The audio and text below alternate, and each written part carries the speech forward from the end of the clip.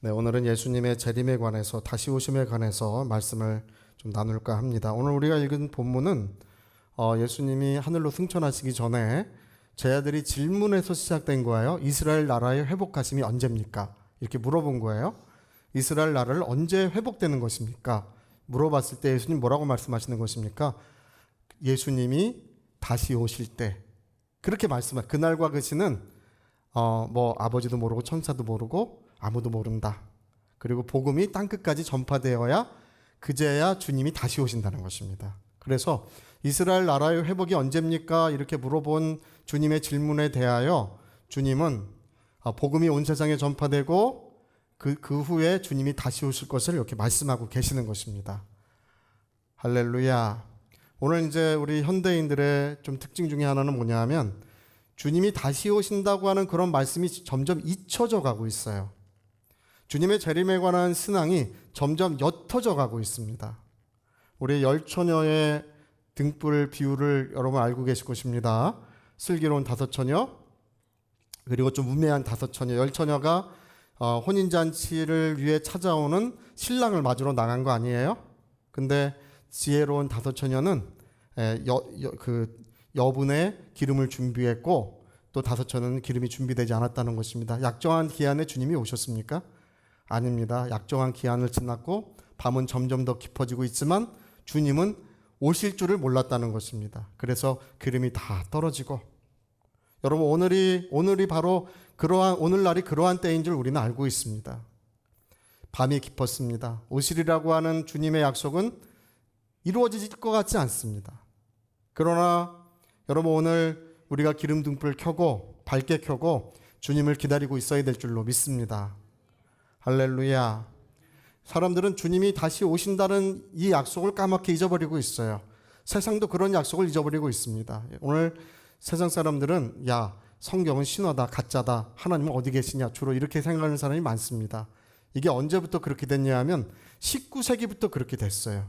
19세기에 유럽에서 사람들이 뭐라고 말하기 시작했냐 하면 이 성경은 성경을 봐라. 이거는 우매한 사람들이 살았을 때 옛날 우매한 사람들이 살았을 때나 믿는 거지. 이제 과학의 시대가 밝았고 이제 사람들이 어떤 이성이 깨어난 이 시대에 어떻게 성경을 믿느냐. 여러분 성경의 첫 구절이 뭡니까? 태초에 하나님이 천지를 창조하시니라. 3절이 어떻게 됐습니까? 빛이 있으라 하심에 빛이 있었더라. 이거 어떻게 믿느냐는 거야. 이거 하나님이 말씀으로 세상을 창조하셨다. 창세기 1장 1절부터 다 뻥이다. 3절 봐라. 3절 하나님이 빛이 있으라고 하니까 빛이 있었다고 하는데 누가 이런 걸 믿냐. 과학의 시대 합리의 시대에 누가 이런 걸 믿을 수 있느냐. 그 모든 창세기 1장 1절부터 성경의 모든 이야기를 전부 다 신화라고 하고 전부 다 부인하고 이것을 성경은 다 거짓이라고 한 것이 유럽 사회에서 아주 활발하게 그런 일들이 일어났어요. 그래서 유럽을 통해서 이제 주로 독일이에요. 독일을 통해서 그것이 온 세상에 전파되었습니다. 그러니까 여러분 오늘 요즘에 현대인들은 과학의 시대, 지금 시대에 어떻게 성경을 믿을 수 있느냐 이렇게 주장하는 사람들이 지금 여전히 굉장히 많은데요. 여러분 하나님이 성경을 입증하는 방식이 있어요. 할렐루야. 하나님은 하나님의 말씀을 어떻게 입증하시냐면 성경이 사실이라는 걸 어떻게 입증하시냐 하면 예언과 완성을 통해서 입증하시는 것입니다. 뭘 통해서 입증하신다고요? 예언과 완성. 여러분 사람은 그거 할 수 있나요? 없나요? 우리가 내일 일이 어떻고 10년 후의 일이 어떻고 20년 후의 일이 어떻고 100년 후의 일이 어떻고 심지어 1000년 후의 일이 어떻다는 것을 아무리 말해봐야 그건 추측일 뿐이에요. 그러나 하나님의 말씀은 아주 세밀하고 말씀하신 그대로 이루어지는 것입니다. 할렐루야. 예수님에 관한 말씀이 성경학자들은 이렇게 얘기합니다. 예수님에 관한 예언이 구약 성경에 1만 4천 가지가 있대요. 1만 4천 가지의 예언 중에 하나도 틀리면 안 돼요. 1만 4천 가지의 모든 예언이 예수님에게 완전히 일치되어야 그는 그리스도요 메시아인 것입니다. 할렐루야. 그러니까 여러분 이 1만 4천 여러분 예언이라는 것이 10가지만 맞아도 신기하고 100가지만 맞아도 신기한데 구약 성경은 BC 1400년부터 BC 400년까지 1000년 동안 쓰여진 책이에요. 구약 성경은 창세기부터 말라기서까지 얼마 동안 쓰여졌다고요? 1000년 동안 쓰여진 책이에요. 장장. 근데 1000년 동안 이 책의 저자들이 굉장히 많습니다. 왕도 있었고 시인도 있었고 뭐 정치인도 있었고 무슨 농사꾼도 있었고 뭐 무슨 학자도 있었고 율법사도 있었고 많은 사람들이 1000년 동안이나 이 성경을 기록했어요. 근데 이 성경은 14,000가지나 되는 예수님에 관한 이야기, 그리스도에 관한 예언이 14,000가지나 기록되어 있어요. 1000년 동안이나. 이게 완전히 일치한다고 하는 것이 바로 신약 성경의 기록입니다. 할렐루야.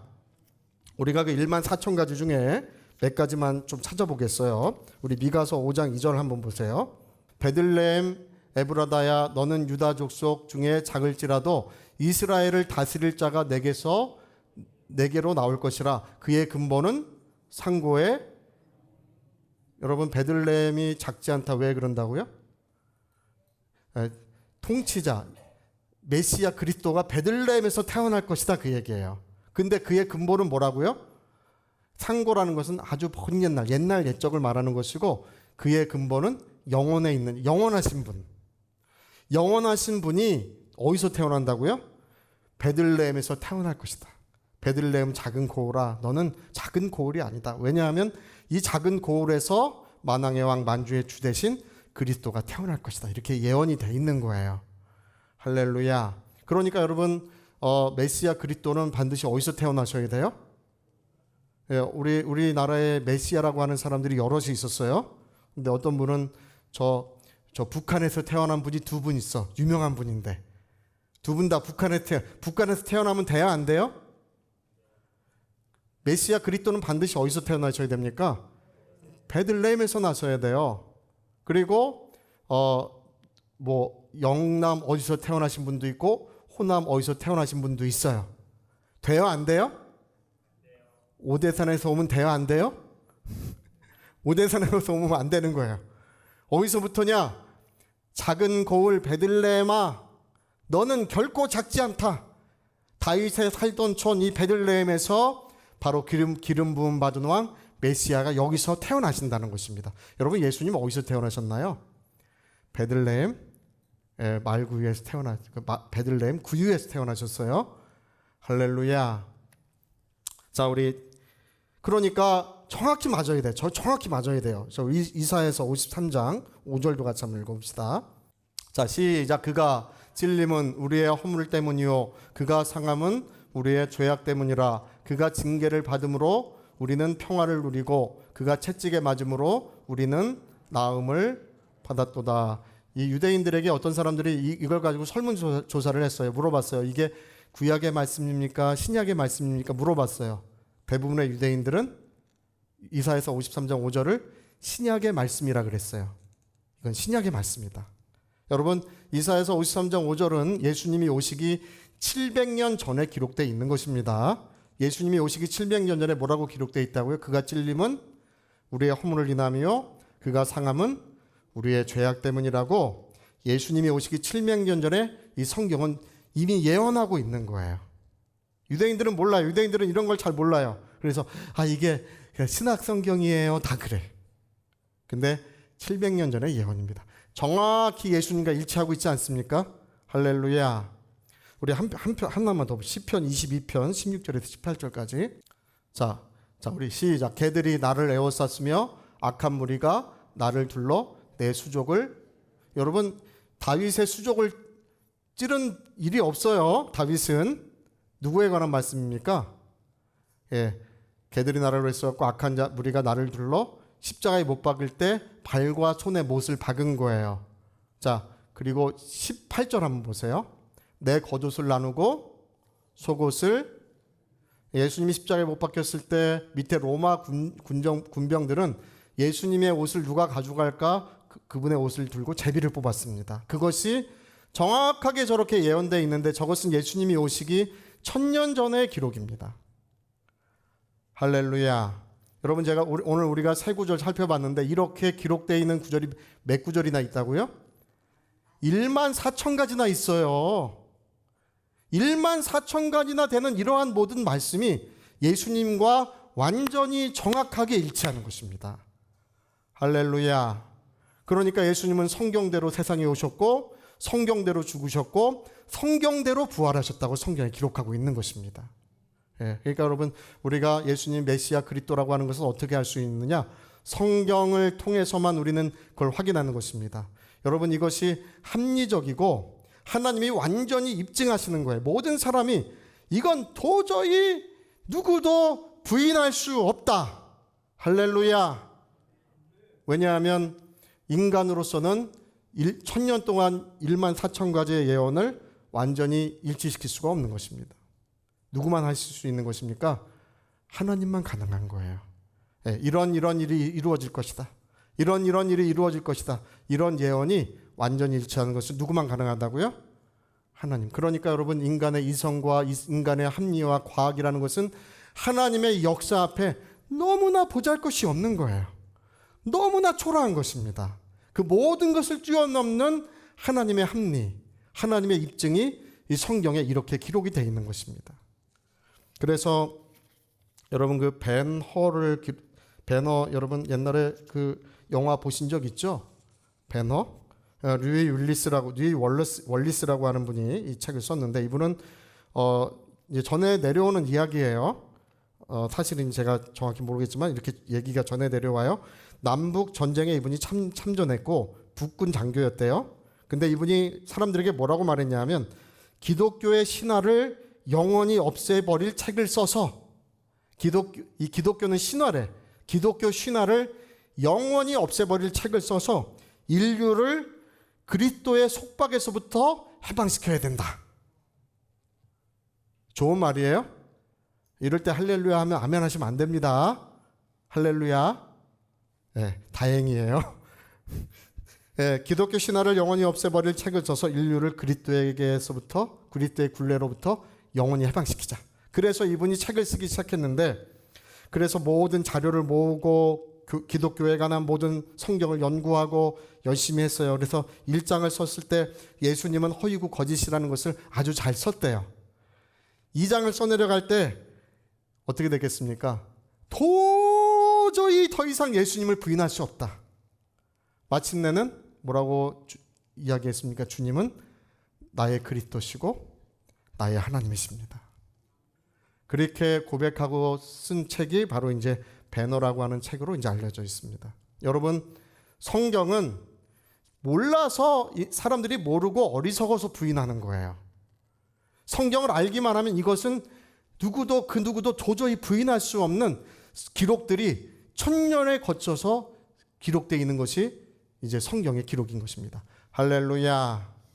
여러분, 1만 4천 가지의 예언이 예수님과 완전히 일치됐고, 예수님은 성경대로 우리의 그리스도시요 우리의 구세주인 줄 믿습니다. 여러분, 이제 이 성경에는 하나님이 약속하신 중요한 한 가지 예언만 남겨놓고 있습니다. 그게 뭡니까? 주님이 다시 오신다는, 내가 다시 오리라. 이 말씀, 이 한 가지 말씀만을 이 성경은 이제 남겨져 있는 것입니다. 이게 이루어질까요? 안 이루어질까요? 이것은 반드시 이루어지는 것입니다. 할렐루야. 제가 오늘 예수님의 재림에 관한 그런 재밌는 2가지 징표를 여러분들에게 보여줄 거예요. 주님이 다시 오실 것이라고 하는 2가지 징표를 제가 보여드릴 것인데, 자, 우리 저 동문 사진 한번 보여주세요. 동문. 저문. 저 예루살렘의 동문이에요. 저 동쪽 문이 있는데 저 문이 지금 저렇게 벽돌로 쌓여져서 잠겨져 있어요. 저거 왜 잠겨져 있을까요? 예루살렘에 문이 8개가 있어요. 근데 동문의 저 문은 저렇게 벽돌로 쌓여서 아무도 들어가지 못하게 돼 있어요. 저거 왜 저렇게 벽돌로 쌓여 있고 저 문이 사용되지 않는지 아무도 몰라요. 모슬렘도 잘 모르고 유대인들도 몰라요. 이게 왜 저렇게 돼 있는지 모르는데 어디에는 기록이 돼 있겠습니까? 성경에는 기록이 있어요. 자, 우리 에스겔서 43장 4절. 자, 4절만 보면 돼. 여호와의 영광이 동문을 통하여 성전에 들어갔다고 돼 있죠. 자, 우리 44장 1절부터 보세요. 자, 그가 나를 데리고 성소의 동쪽을 향한 바깥문에 돌아오시니 그문이 어떻게 됐다고요? 저 문이 왜 닫혀 있어요? 아까 벽돌로 쌓여 있는 거 보셨죠? 저게 왜 닫혀 있어요? 저 다음 구절 보세요. 여호와께서 내게 이르시되 이 문은 닫고 다시 열지 못할지니 아무도 들어오지 못할 것은 왜 그래요? 이스라엘 하나님 나 여호와가 그리로 들어왔음이라. 그러므로 닫아둘지니라. 예수님이 그리로 들어가셨기 때문에 그 문은 닫고 열지 못할 것이라. 하나님이 말씀하신 거예요. 다음 구절 한번 보세요. 왕은 왕인 까닭에 안길로 이 문 현관으로 들어와서 거기서 앉아서 나 여호와 앞에서 음식을 먹고 그 길로 다시 나갈 것이다. 여러분, 예수님이 왕으로 들어가신 문이 어디냐 하면 예루살렘 동문이 아까 그 문이에요. 예수님이 그 문으로 들어가셨기 때문에, 왕이 그 문으로 들어갔기 때문에 그 문은 다시 닫고 누구도 다시 열 수 없다. 성경에 하나님이 말씀하고 계시는 것입니다. 근데 만일 저 문이 허물어지고 길이 열리면 어떻게 되는 거예요? 성경이 거짓으로 드러나는 거 아니에요? 근데 여러분, 성경은 사실입니다. 할렐루야. 그래서요, 저 문이 언제까지 닫혀 있냐면 성경은 예수님이 세상에 다시 오실 때까지 동문은 아무도 들어가지 못한다. 그 문은 닫고 다시 열리지 않을 것이다. 이렇게 말씀하고 계시는 것입니다. 할렐루야. 여러분, 저 문이 왜 저렇게 닫혀 있는지 세상 사람들은 안다고요, 모른다고요? 아무도 몰라. 근데 저와 여러분은 알아요, 몰라요? 오늘 알게 되셨잖아요, 그렇죠? 바로 만왕의 왕이 그 문으로 지나갔기 때문에 그 문으로 누구도 다닐 수 없다고 하나님이 말씀하시고 그 문을 하나님이 닫으셨다는 것입니다. 성경이 그렇게 기록하고 있는 거예요. 자, 우리 예수님의 재림에 관한 우리 두 번째 말씀도 한번 또 봅시다. 누가복음 21장 우리 20절부터 보세요. 너희가 예루살렘이 군대들에게 에워싸이는 것을 보거든 그 멸망이 가까운 줄 알라. 예루살렘이 어떻게 된다고요? 군대에게 에워싸일 것이다. 이게 AD 70년 4월 14일의 일이에요. 자, 넘겨보세요. 그때 유대에 있는 자들은 산으로 도망할 것이며 성내에 있는 자들은 나갈 것이며 촌에 있는 자들은 그리로 들어가지 말라. 예. 예루살렘이 군대에 에워싸이는 것을 보거든 어떻게 하라고요? 유대에 있는 자들은 산으로 도망하고 그 예루살렘 성에 있는 사람들은 뭐 가지로 집에 갈 생각하지 말고 빨리 예루살렘 성을 벗어나서 도망가라. 그렇게 말씀하셨어요. 예. 그리고 바깥에 있는 사람은 골로 들어가라. 예, 절대 글로 들어가서는 안 된다. AD 70년 4월 14일 날 이제 로마 군대 티투스 장군에 의해서 로마 군대가 예루살렘을 에워싼 일이 있었습니다. 로마 5군단, 10군단, 12군단, 15군단 이 4개의 군단에 의해서 예루살렘에 에워싸인 적이 있었는데 기독교인들은 전부 다 도망갔어요. 할렐루야. 기독교인들은 어떻게 했다고요? 예수님 말씀대로 유대에 있는 자들은 산으로 도망가고 성내에 있는 자들은 집에 뭐 가지러 가지도 않고 버선발로 도망가고 바깥에 있는 사람은 절대 예루살렘을 다시 가지 않았어요. 그 4월 14일 날 AD 70년 4월 14일 날 6월절을 3일 앞두고 있었을 때입니다. 그 성에 순례객들이 모여가지고 120만 명의 사람들이 있었대요. 그 성에 요세푸스라고 하는 그 역사가가 그 현장에 있었습니다. 그 현장에 있어서 그걸 보고 썼는데 120만 명의 사람들이 있었는데 몇 명이 죽었을까요? 120만 명 중에 110만 명이 죽었어요. 그리고 9만 7천 명이 포로로 잡혔는데 9만 7천 명 중에 대부분은 그 검투사가 돼서 죽고 또 콜로세움을 세우는데 노동자로 가고 그 남은 몇 사람들은 다 포로로 팔려갔어요. 자, 그래서 22절 보세요. 이날들은 기록된 모든 것이 이루는 징벌의 날이니라. 그날에는 아이벤 자들과 젖먹이는 자들에게 화가 있으리니 이는 땅의 큰 환난과 이 백성에게 진노가 있겠습니다. 다 넘겨보세요. 그들이 어떻게 된다고요? 몇 명이 죽었다고요? 120만 명 중에 110만 명이 죽었어요. 그들이 칼날에 죽임을 당하고 모든 이방에 사로잡혀 가겠고 이렇게 되어 있죠. 그렇죠? 그래서 요세푸스는 이제 그날의 일들에 대해서 기록할 때 정말 예수님 말씀대로 명령이 떨어지기를 성을 완전히 파쇄하라. 예, 모든 집들을 다 파쇄시키라는 명령이 떨어져서 그 기초부터 전부 다 파헤쳐서 예루살렘을 뒤집어 엎었기 때문에 요세푸스는 그렇게 얘기합니다. 이 성에 사람들이 살았고 도시가 있었던 흔적을 찾아볼 수 없게 되었다. 완전히 멸망했다는 것입니다. 자, 근데 저 맨 마지막이 진짜 중요한 구절이에요. 예루살렘은, 거기 읽어봅시다. 시작. 예루살렘은 이방인의 때가 차기까지. 자, 다시 이 말씀 너무 중요한 말씀이에요. 시작. 예루살렘은 이방인의 때가 차기까지 이방인에게, 여기서 이방인의 때라고 하는 것은 모든 민족과 나라들에게 복음이 전파되는 걸 말하는 것입니다. 모든 나라와 민족들에게 복음이 전파되는 때까지 어떻게 된다고요? 예루살렘은 이방인들에게 밟히리라. 언제부터? AD 70년 4월 14일 에워싸이고 8월에 완전히 다 멸망했어요. 그때로부터 주님이 다시 오시는 날까지 예루살렘은 어떻게 된다고? 이방인들에게, 주님이 다시 오시는 그날까지 예루살렘은 회복되지 못할 것이다. 누가 말씀하신 것입니까? 예수님 말씀하신 거예요. 여러분 어떻게 됐습니까? 이 말씀을 하신 지가 지금 이제 거의 2000년 지났어요. AD 70년에 예루살렘, 예수님 말씀하신 대로 예루살렘은 완전히 파괴되고 그 사람들은 칼날에 죽임을 당하고 나머지는 끌려갔습니다. 그리고 그때로부터 지금까지 예루살렘은 이방인들에게 짓밟히고 있어요. 할렐루야. 자, 우리 사진 한 장 보여주세요. 저 사진 한 장 더 봅시다. 자, 저 사진. 저게 예루살렘, 저 노란색으로 되어 있는 부분이 예루살렘 사진인데요. 저 예루살렘은 네 군데에서 분할해서 지금 하고 있어요. 저 맨 위쪽이 모슬렘 지역이에요. 저기 모슬렘 지역이라고 써 있죠. 자, 왼쪽이 기독교인 지역이에요. 기독교인 지역. 저기 써 있죠. 또 밑에, 그 밑에 기독교인 지역 밑에는 유대인 아르메니안도 기독교예요. 아르메니아는 감리교나 오순절이나 침례교회를 다 아르메니아라고 부르는 거예요.